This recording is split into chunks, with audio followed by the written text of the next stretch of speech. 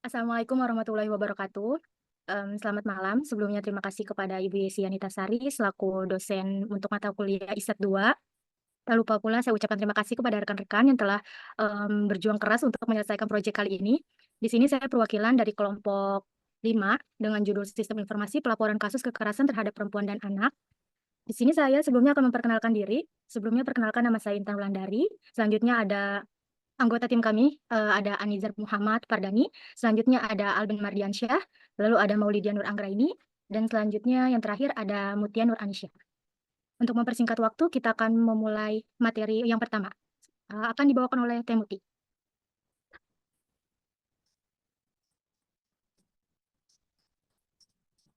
Latar belakang dari teknologi adalah teknologi internet.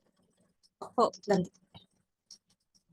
Latar belakangnya di sini adalah teknologi internet telah terbukti efektif dan efisien dalam penyebaran dan pengumpulan informasi yang dapat diakses siapa saja. Nah,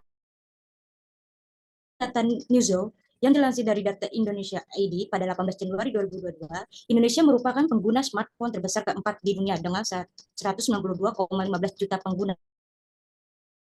akses internet di genggaman mereka. Kemudian akses internet ini dapat dimanfaatkan untuk menghubungkan sistem pelayanan publik dengan masyarakat, memudahkan pelayanan tanpa harus mengunjungi lokasi pelayanan.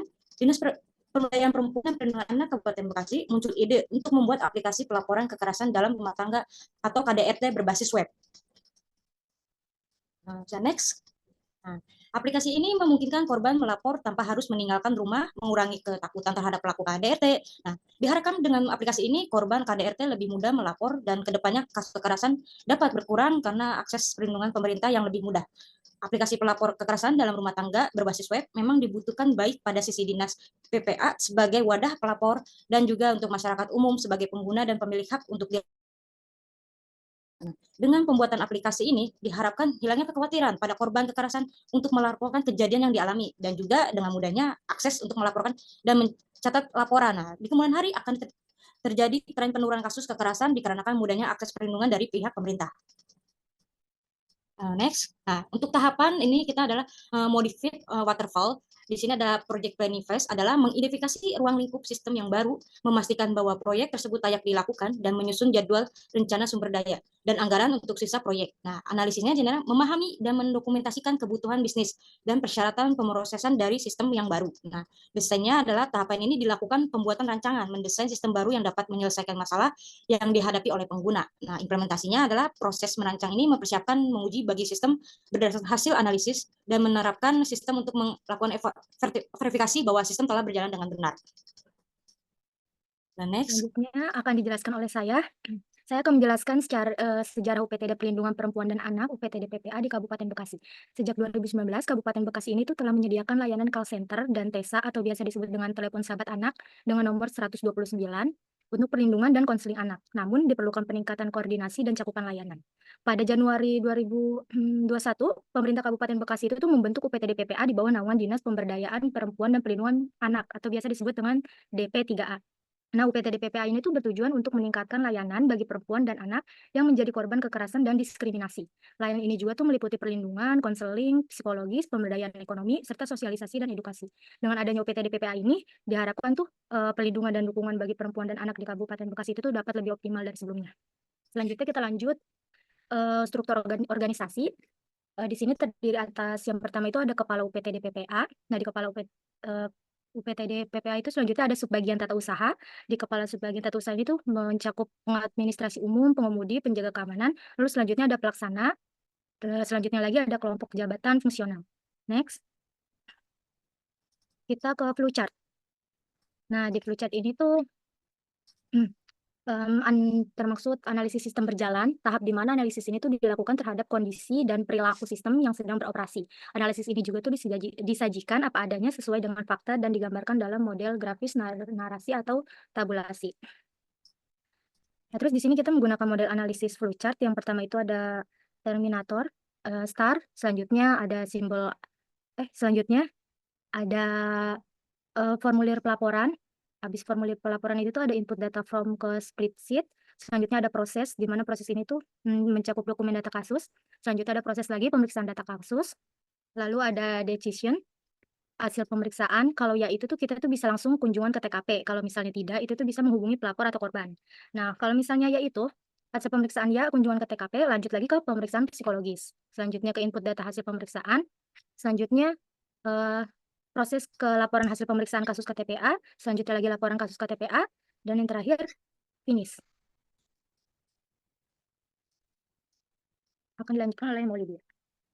Kemudian selanjutnya yaitu adalah use case. Use case diagram merupakan sebuah diagram yang menunjukkan bermacam-macam peranan pengguna dan bagaimana peranan tersebut digunakan. Di sini ada gambar use case dari proyek yang kami buat, yaitu di sini ada login. Login itu diperuntukkan untuk admin, khusus untuk admin yang akan mengelola kasus dan bisa mencari kasus yang akan dikelola. Kemudian untuk registrasi ini berbeda dengan login. Registrasi ini berupa email saja.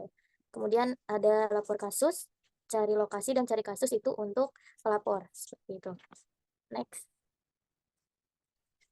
Kemudian ada kelas diagram. Kelas diagram adalah jenis diagram dalam pemrograman. Ia berorientasi pada objek yang digunakan merepresentasikan struktur dan hubungan antar kelas dalam sebuah sistem. Di sini kelas diagram yang kita buat ada kelas admin, registrasi, ada kelas cari lokasi, ada kelas beranda, kelas login, kelas kelola kasus, kelas cari kasus, kelas formulir, dan terakhir ada kelas lapor kasus.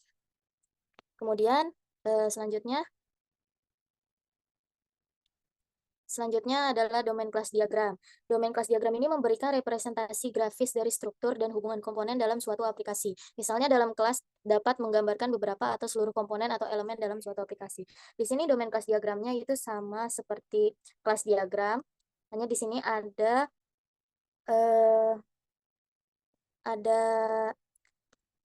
alurnya.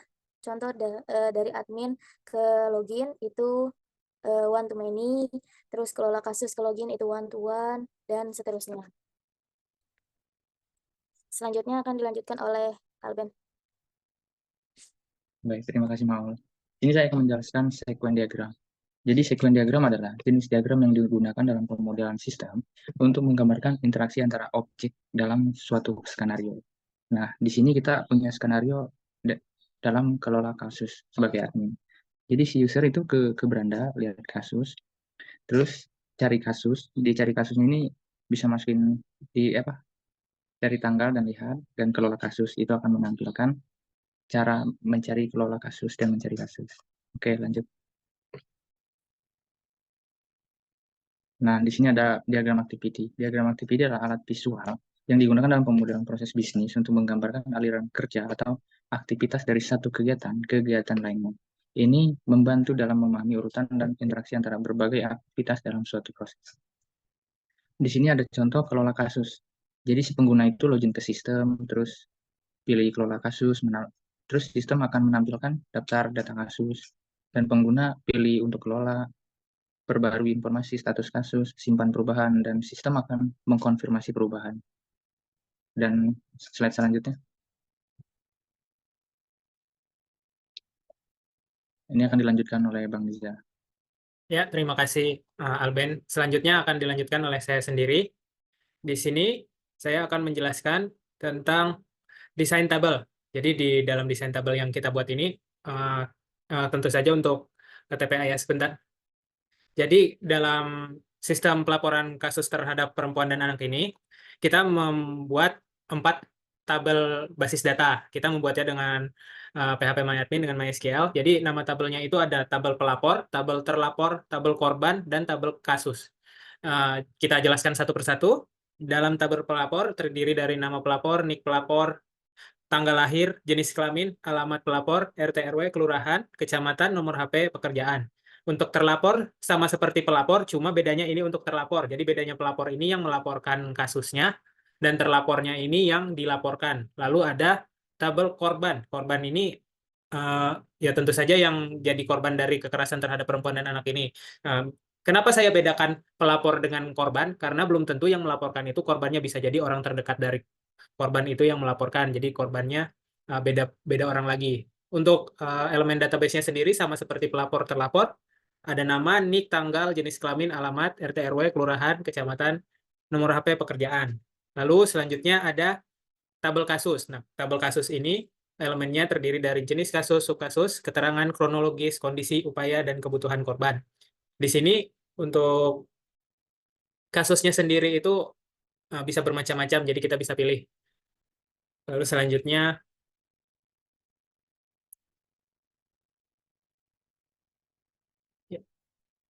selanjutnya ada desain proses. Desain proses ini bertujuan untuk memaparkan proses yang berlangsung antar lintas departemen atau fungsional dari sebuah perusahaan atau dalam hal ini instansi pemerintah.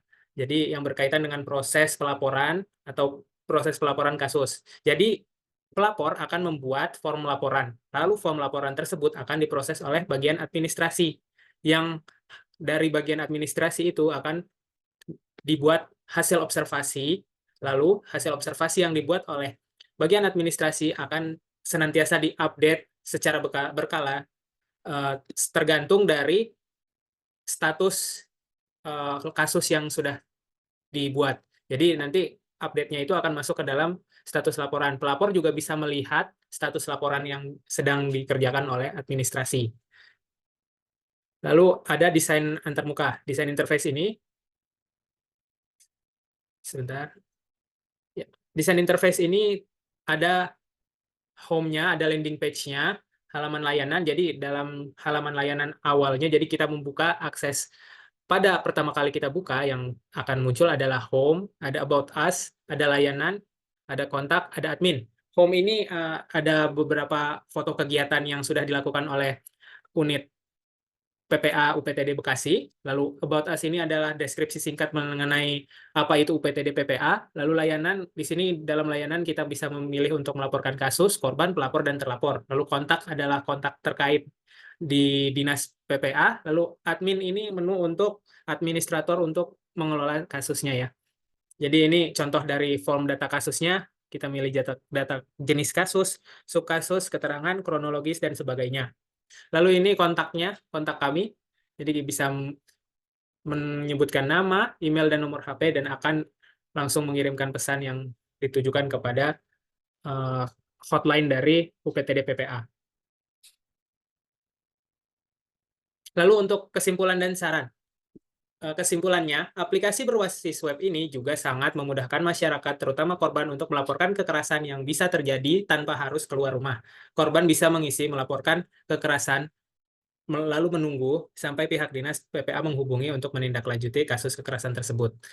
Lalu, aplikasi ini memang dibutuhkan baik pada sisi dinas PPA sebagai wadah pelaporan dan juga untuk masyarakat umum sebagai pengguna dan pemilik hak untuk dilayani dinas PPA.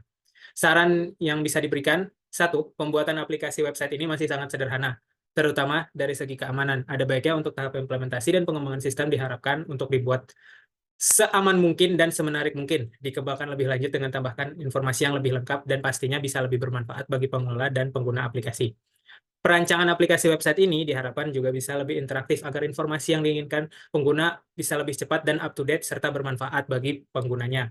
Diperlukan pemeliharaan aktualisasi data secara periodik, terutama yang berhubungan dengan database, karena database yang terpelihara akan membuat arsip-arsipnya itu rapi ya. Lalu ini daftar pustakanya, jadi kita mengambil data-datanya dari sini, bisa dilihat. Baik, sebelum kami akhiri presentasi yang kami sudah paparkan hari ini, berikut demo aplikasi dari sistem pelaporan kekerasan terhadap perempuan dan anak yang telah kami kerjakan. Berikut tampilan home-nya. Home-nya ini ada beberapa foto kegiatan. Kita reload sebentar. Nah, ini ada beberapa foto kegiatannya.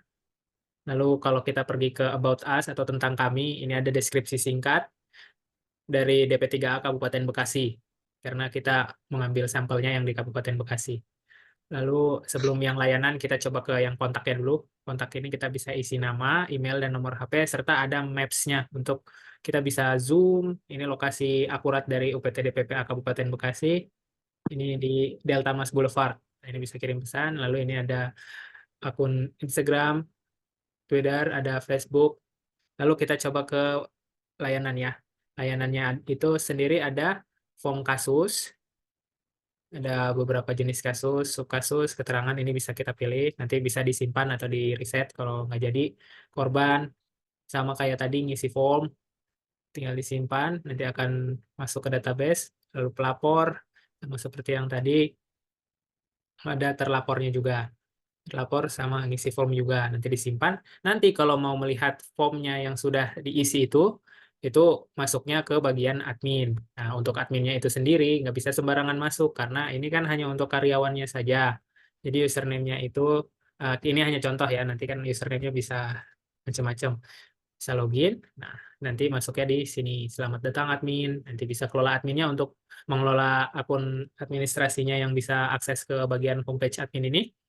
Lalu kita bisa lihat laporannya, ada laporan korbannya itu, korbannya ini di sini ada Alben, kasihan ya.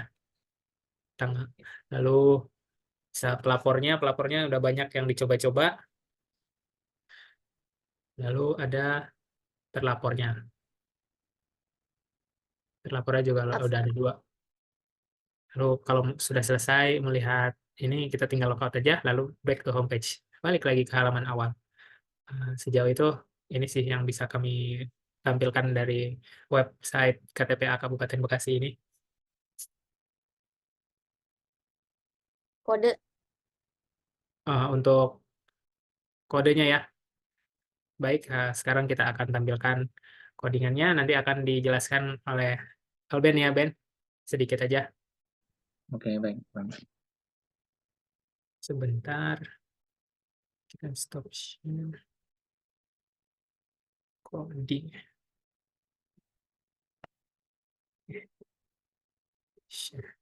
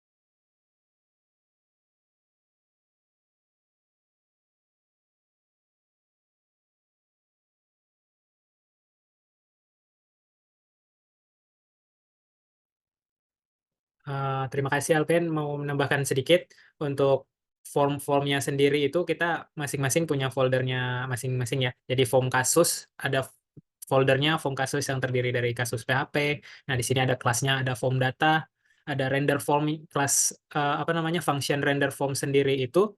Jadi dia menampilkan form yang tadi itu. Nah nanti kalau sudah masuk ini nanti dia di input, lalu simpan kasusnya.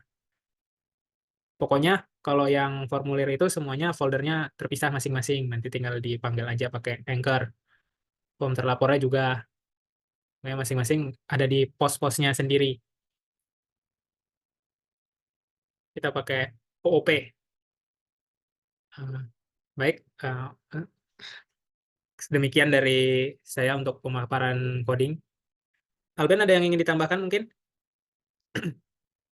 Mungkin cukup, Bang ya. Mungkin nanti offline aja biar lebih. Oke, boleh. Intan, boleh ditutup Intan?